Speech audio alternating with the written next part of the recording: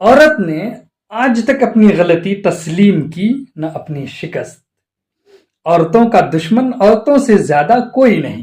یہ کتاب رشید احمد کی ہے، مضامین رشید۔ اس میں کئی مضامین ہیں، ہم الگ الگ سے مضمون تو پڑھیں گے ہی، پڑھتے ہی ہیں۔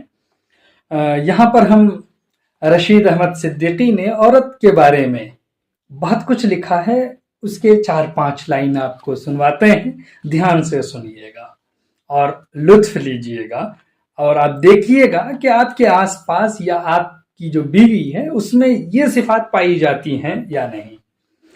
لکھتے ہیں تجسس یعنی جاسوسی، جس کو اسپائی کہتے ہیں۔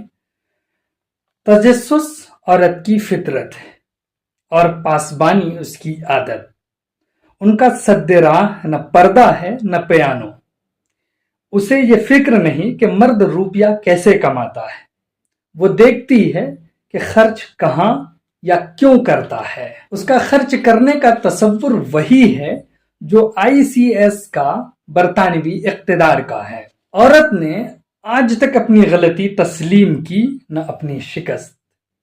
عورتوں کا دشمن عورتوں سے زیادہ کوئی نہیں، اس لیے کہ ہر عورت دوسری کو اپنا ازلی حریف سمجھتی ہے۔